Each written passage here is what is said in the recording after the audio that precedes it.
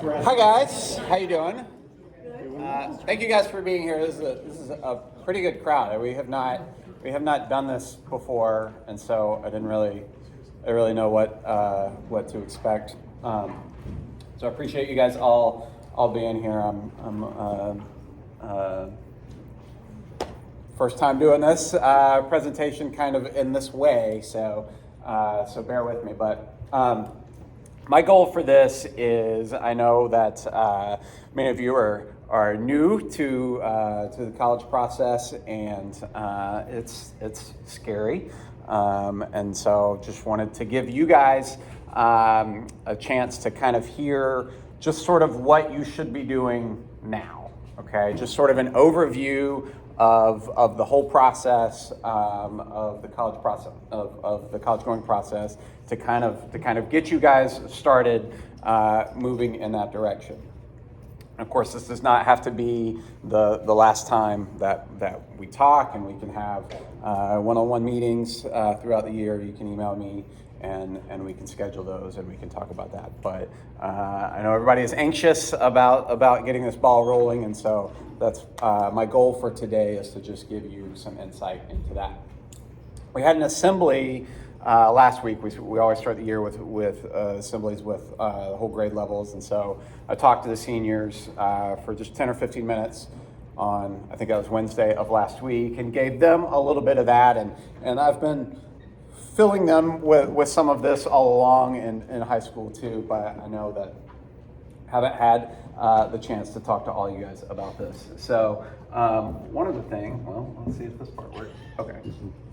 Okay, so one of the things that I talked to your students about last year is I told them I really have two goals for juniors. One of those is to start taking your test, your ACT and your ACT, and we're going to talk about that in a few minutes. The other thing that I asked of them is to think, and I wanted them to be thinking about where they might want to apply and which colleges they might want to go to, because we're really at a place now where we've got to get rolling with those applications. So I hope that they have some idea of the colleges that they are going to apply to.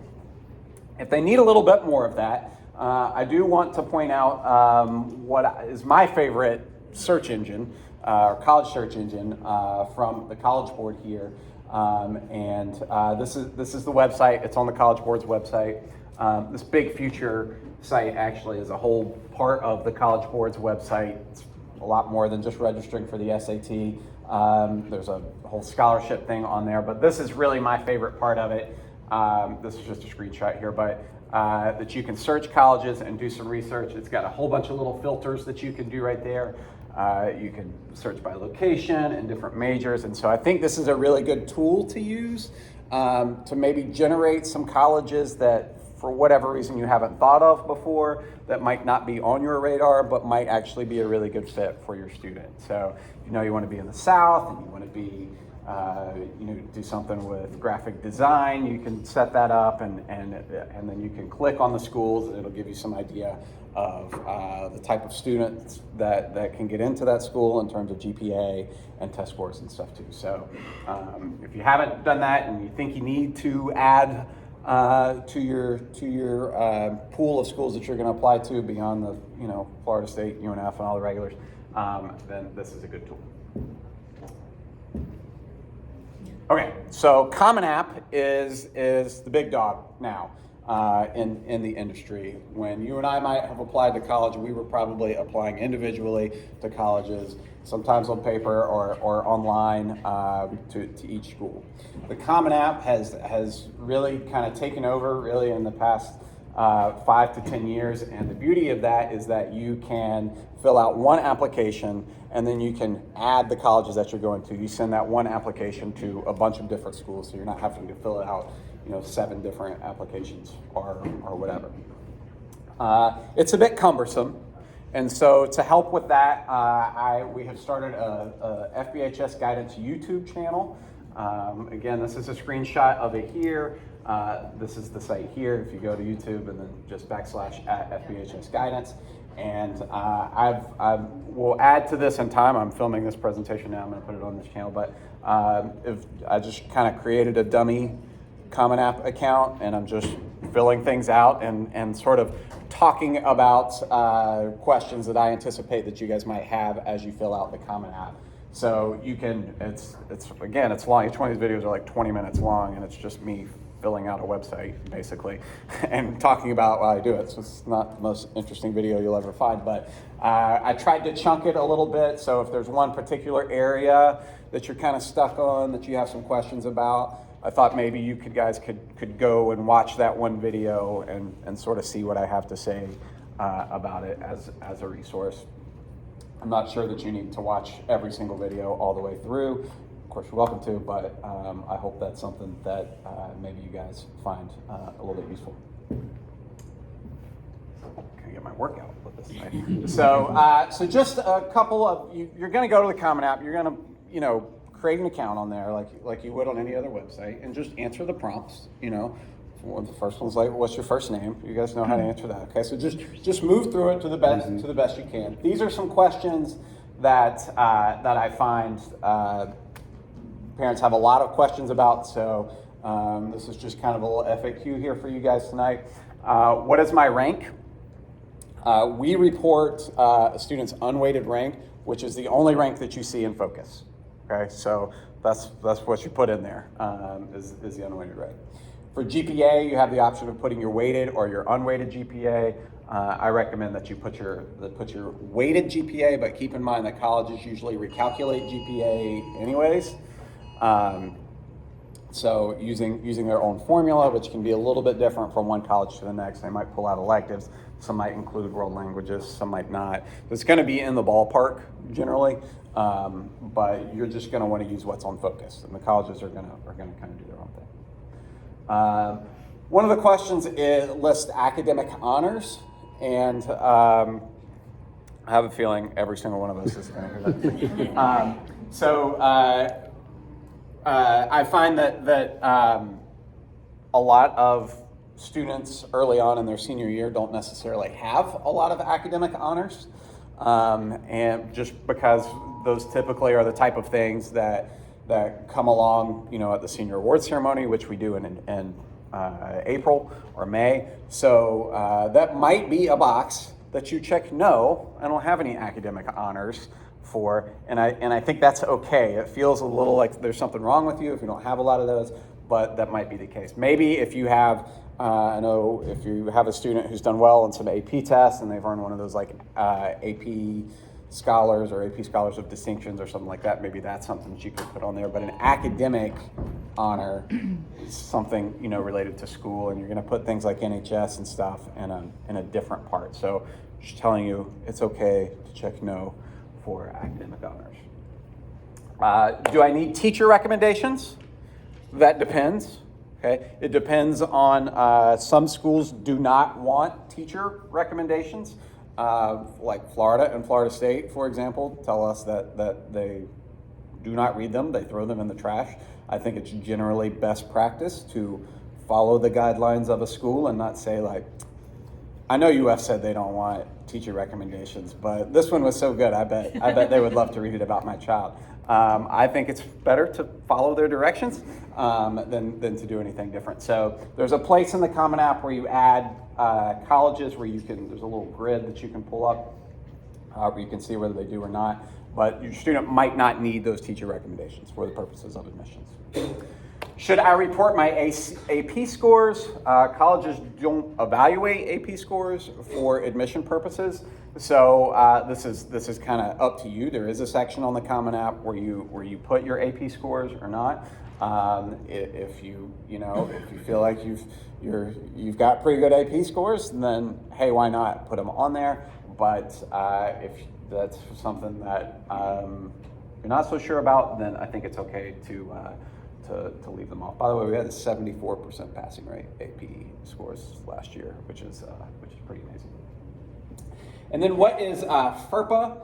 FERPA is relates to your privacy rights for educational records. It's kind of like HIPAA, but for education. There is a part of the Common App where you will be asked to whether or not you want to waive those FERPA rights. release your academic stuff to a school without you giving us some permission to do that. So it's hard for us to do the things that we need to do without you doing that. But there's also a part where it asks if you would waive reading, anything that we have to say about you. It is standard practice in the counseling industry to not write recommendations if the FERPA is not waived. So I generally don't have bad things to say about students, and I generally have good things to say about them, but there are instances where if I said, so-and-so is a really good student, and I didn't say they were a terrific student, and then you come back and say, you didn't call my student the right thing, and that is the only reason they didn't get into this school. It has nothing to do with their 2.7 GPA. It's because you didn't say the right thing about them, and so I'm suing you. And that happens. I watched a reel last week from, it was a case about a mom who a school did not give their kid like the Student of the Year award or something like that. The mom felt that the student deserved that over the student who did get it. She sued the school. Because of those types of things, we do ask that you waive that FERPA. Again, that's pretty standard in the counseling industry, but I don't generally have bad things to say about your kids at the same time. All right, so you'll fill out the Common App. And it's a bit cumbersome. It's probably best done in chunks. And then you are going to complete what is now called the STARS. You might know this as the SAR if you've got an older child. UCF calls it the SPARK.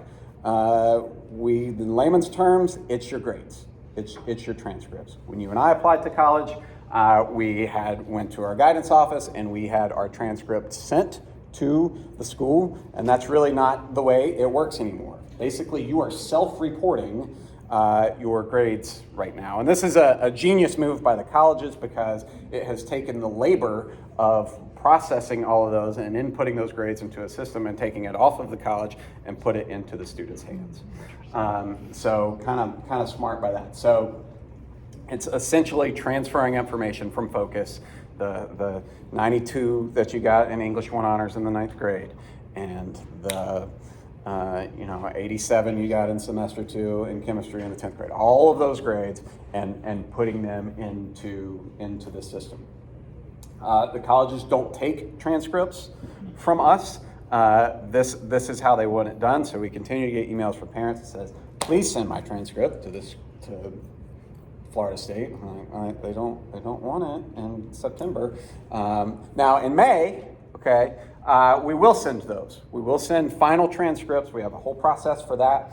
We will send final transcripts to the schools, and they are going to verify at that time that the students that are accepted and coming, then they're going to match those up and make sure that you told the truth when you reported those grades back in the fall. And if you didn't, then they're going to rescind your acceptance, so don't do that. But they're not looking for that at this point in time. So we can print. You can email me, and I'll send you a copy of your transcript to have at the ready. Again, it's really just the same stuff that's in Focus. You can use your phone, send your student to me, and I can get them a copy of that too. However we want. It's just easier to read off. And then part of the process on the late side is you will link your self-reported transcript and academic record to the colleges that you're applying to. Different school, this is what Florida is calling it now, STARS, with the exception of UCF, which is Spark. But the other out-of-state schools might call this something slightly different, but most schools are moving towards this now. And there might still be some schools out there that do want us to send transcript, which is fine, but the Florida schools have moved beyond that. So the best advice that I have for the Common App as you're answering those questions is don't sweat the small stuff. So, if you're trying to decide, I can't think of a better example of this right now, but a weighted GPA or an unweighted GPA or something like that. And you're like, oh my God, what do we put for our major right now? Then people change their major things all the time. You've got, I think last year there was almost 1.5 million students applied to college via the Common App. So you've got things going in a lot of different ways. These tiny decisions that you make on the Common App, I don't think are going to make or break your admission in college. So don't let yourself be immobilized by working through it by some, do I check this box or this box? If it doesn't seem like that, it's probably that big of a deal in the grand scheme of things. It's probably not that big of a deal. So don't sweat the small stuff. Just try to move through it. If you're really stuck or really unsure, then you can have your student keep some notes in their phone. I saw Stephen today, and he had a whole list on his phone for the Common App, and we can work through those. All right, so we do have some deadlines coming up. Okay, I want to point out the difference between early action and early decision. Early decision is binding. Okay, this is something that really you'll only see at schools that tend to be a little bit more elite. You can only apply to one school as early decision, okay? Obviously, because if you get accepted, that's where you're going, okay? If you get accepted at early decision, you are making your choice. So if you're going to apply to a school early decision, that needs to be your number one, and you are locked in and ready to go there. The Florida schools do not do early decision. They do what is called early action. And you can just sort of think of that as a preferred deadline. So these schools kind of have the earliest ones, at least for around here. So you want to keep those in mind. October 15th is going to come real fast, and November 1st is not going to be very far behind that. You will see on Florida State's website, for example, that they have another application deadline. Okay, 10/15 is their early action deadline, and I think their other one is like December or something right now. Folks, if you want to go to one of these schools, okay, make it happen. Get in the early action deadline. It's not binding like early decision, all right? But this is their preferred date for a reason, okay? They are going to assemble the bulk of their freshman class based on these early action deadlines. Okay, so it's not impossible to get in the other way, but I have a senior too, and we are going to make these deadlines happen. Yes, ma'am. That's the date to have your application in by, or that's the decision date? This is the date to have the application in. Decisions come later, and that's for different things. So Florida State, I think, is, lost Ms. Coombs, I think December. UF is like late February. But get these early action deadlines in. All right, terms and pathways. When I say terms, I mean fall or summer. Schools now have what they call pathways, which is sort of different options. UF has PACE, which is online for some certain programs. FSU might send you to Europe for your first semester. They've got they all have kind of a handful of different things going on. And they can be very different from one school to the next. So best advice I can give you is to research those at the school. They'll probably talk about that on their admission pages a little bit, just so you kind of know what some of those are. You will see on some applications that it's asking, are you interested in this particular pathway or not? So you want to familiarize yourself with those. Parents have told me bluntly before that I'm going to do this because I know it's easier to get in this way. I don't know if that's right or not, but I think best advice is to do what you want to do, what makes sense for you, what you are willing to do, rather than try to game the system and say, well, I'm going to do this crazy thing so that I can get in the school. UF has a thing, for example, called Innovation Academy, which does not allow students on campus in the fall. Their term is spring and summer. Innovation Academy is meant for a student who has some sort of maybe entrepreneurial idea so that they need some time to incubate, and they go to a place that's not even on the main UF campus for their spring term and incubate this business idea that they have or whatever. If you don't have that, I probably would not apply to Innovation Academy at UF. So, so those things, for example, do what you want to do, okay? For fall and summer, if the college wants you to do something else, if they say like, you know what, I know you applied for fall, but I think you're a better fit for summer, they're gonna offer you summer. So apply for what if your kid's ready to get out of your house and they wanna be on campus in the summer, then apply for summer. But do what you wanna do, don't try to game the system. All right, testing.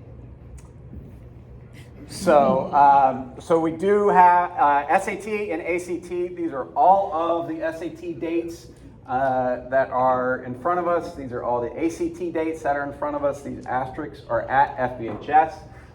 In general, this is a rule of thumb. It's not an absolute law, but in general, you can take a test up to the materials decision or the materials deadline, which is, I think, like UF and FSU. I think their materials deadline, or FSU, I think, is like October 22nd. So you have to submit the Common App by the 15th, and then you have an extra week to basically get the STAR done, is what they're saying. So, so you can usually take a test right up till then, and they'll review it. That's generally on a school's website, or you can just Google it to figure out which one you can do. So for example, I can't remember off the top of my head, you might be able to take, I think, like this November test and still get that in to Florida State and UF because they haven't released their decisions until mid-December at the earliest. So, so there are still opportunities to test. I would get the ball rolling on that. If you think you need to continue to test, do that. I do want to mention that the CLT is a thing. If you're not familiar with that, CLT was plucked from obscurity by Ron DeSantis when he was having beef with College Board. This is not me being political. This is what it is. No one had heard of the CLT. He was kind of sparring with the College Board, and he said, "Fine, I'm going to introduce a new test into the college admissions game." Here's the CLT thing. The colleges didn't really know what it was, but the law is that the Florida schools have to honor it. So it is an opportunity. I think the Florida colleges are still kind of trying to figure out what to make of it because there's not a lot of history and data behind it. But it is one of the tests that they're required to look at. So if you haven't taken that, cltexam.org is something to look at if you feel like your test score is kind of not what it is or where you'd like it to be. This open house is like a drop-in, by the way. So if we run past 6 o'clock, except for Mr. Rathman, it's I don't think it's the end of the world. We might spend most of the time watching you try to change pages. All right, this is what I think you guys are super interested in here. Let's talk a little bit about scholarships. So FAFSA is the free application for federal student aid. This is the federal clearinghouse through which all federal money, your loans and everything is funneled. You can't do anything with FAFSA until October 1st, and you guys will use your 2024 tax return for FAFSA. So I don't worry a lot about the paying for college part right now because I know we got to get these applications in the hopper first and foremost. So I like to say we're going to spend the fall figuring out which college you're going to go to. We're going to spend the spring figuring out how to pay for it.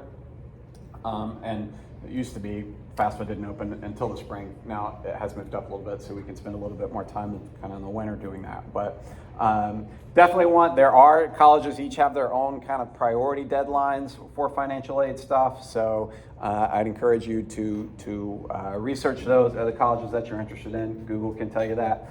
Real quick, Google can tell you those things, but you do want to be ready to do that FAFSA sooner rather than later. I would encourage you to complete the FAFSA even if you don't think you are going to qualify for anything. There are some colleges who have their own institutional scholarships, which we'll talk about in a second, and they're going to want to see FAFSA as part of the awarding for that. If they offer you a loan or they offer you something that you don't want, then you don't have to take it. just say no thanks. If they offer you free money, like a scholarship or a grant, you probably should take that, but you're not going to know that if you don't complete the FAFSA. So it's a lot easier than it used to be. It used to be as well. So I would fill it out even if you don't think you're going to qualify for anything.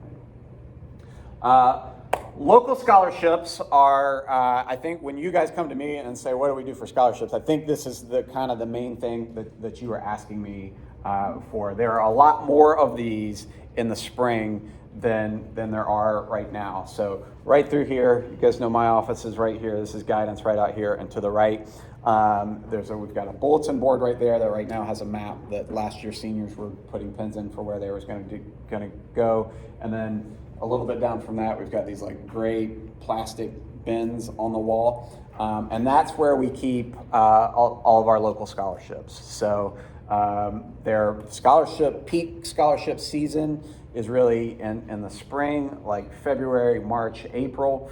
I don't think there's any out there right now. They'll start trickling in here and there, but you won't see a lot of those. Again, let's get into college in the fall, spend the spring figuring out how to pay for it.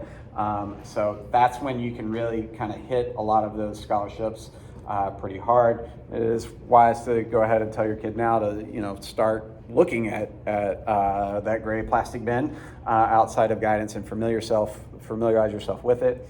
I think best practice, if you kind of tell them, you know what, how about one day a week during lunch or whenever, on Wednesdays or whatever, why don't you have that as your scholarship day and go look at the scholarship wall outside of guidance and see if there's anything new out there. If it is, in those gray plastic bins, we have hard copies of applications that you can take right out of there and take home and do whatever. You can make your kid take a picture of that bulletin board and send it to you to help you keep tabs on it as well.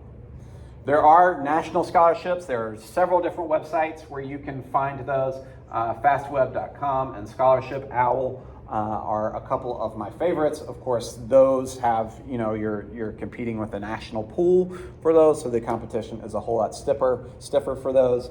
The local scholarships, you're sometimes just competing with a couple of FBHS students, or maybe Yulee and West Nassau in the mix. We have a couple that sort of represent the North Florida region, but keep an eye on those things. And then again, those institutional scholarships that I talked about, those are scholarships that come directly from the universities themselves. There's no one answer to that in terms of those. Some of those, the school will automatically review everyone that they admit for scholarships. Some have a separate application, some require FAFSA, some don't. But it's probably, for the schools that you're really interested in applying to, it's probably worthwhile spending 5 or 10 minutes on their financial aid website as well as their admissions page. And then, of course, Bright Futures is the big dog in Florida. You will apply for Bright Futures at Florida Student Financial Aid SG. I'm not even sure what the SG stands for, .org.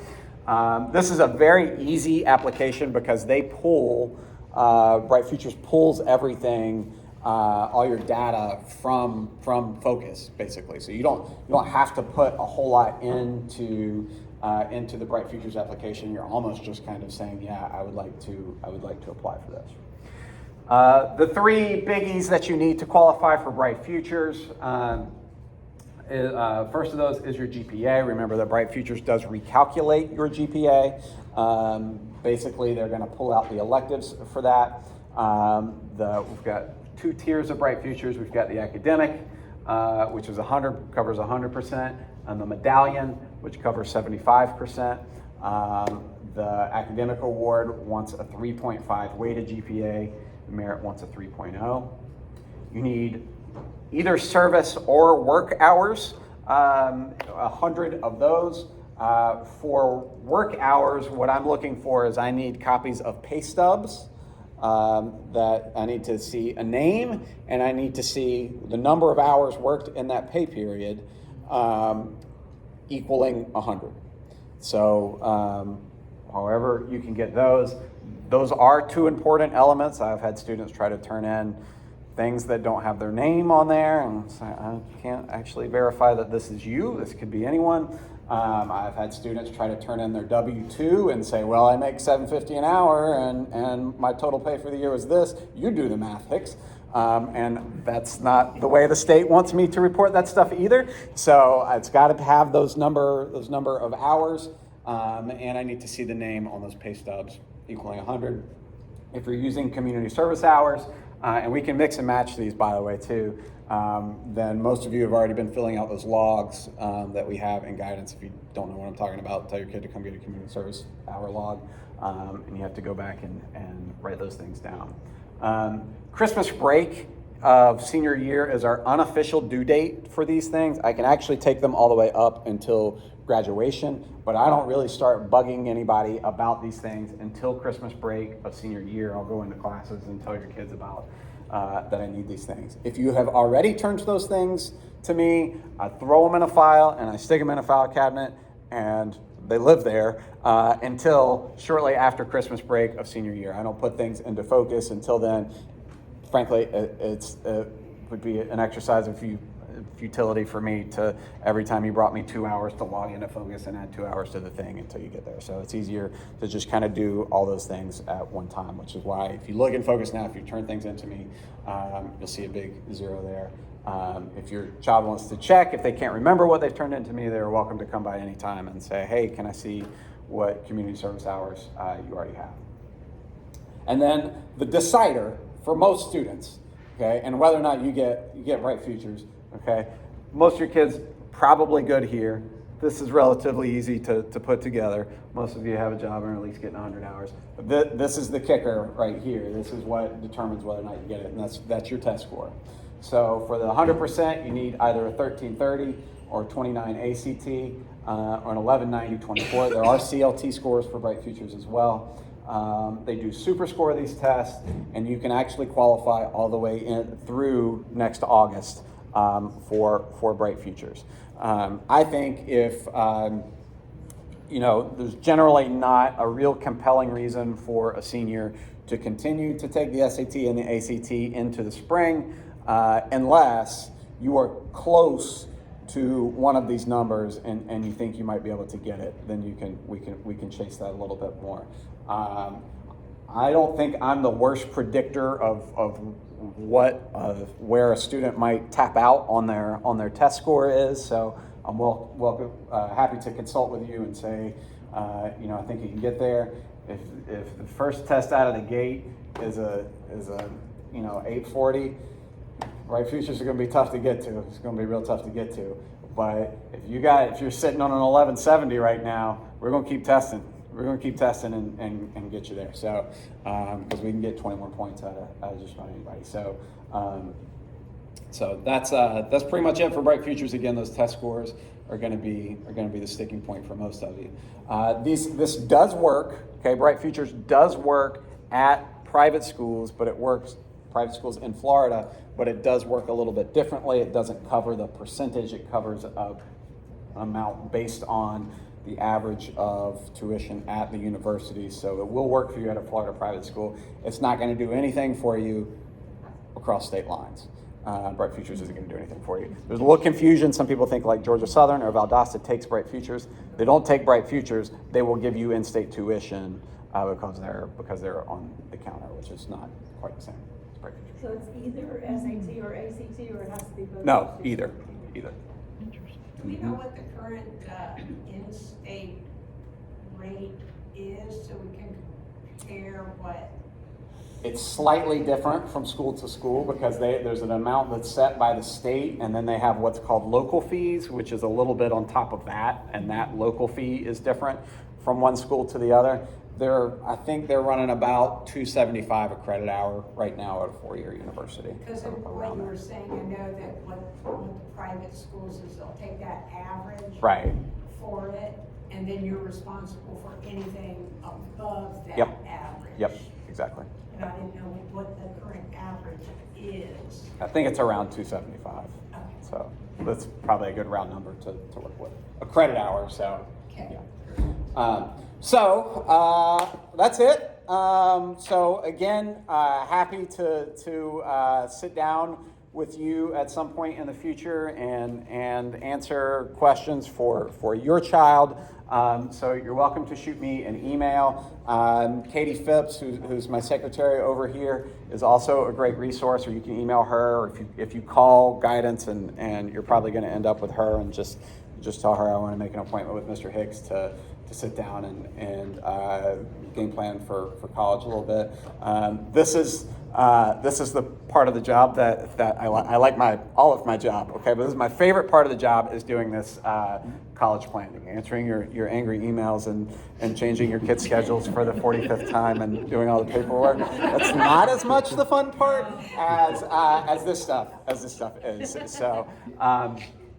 So I love this stuff, and this is what makes it all worthwhile. So by all means, come and see me, and we're gonna do it. We got time, okay? We don't have to panic with this stuff yet, but it is time. It is time to get the ball rolling a little bit and start moving forward with these things a little bit. So we do need to start working on it. You probably can't do Common App on October 14th and live with your child for the rest of that week.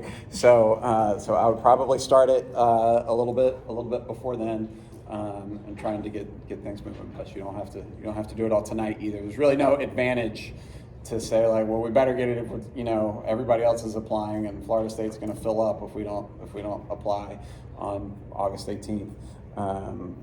That's just not how it works. As long as you get in by that deadline, they're going to review everybody in that deadline. So, all right. Thank you. Go meet your teachers. Thank you.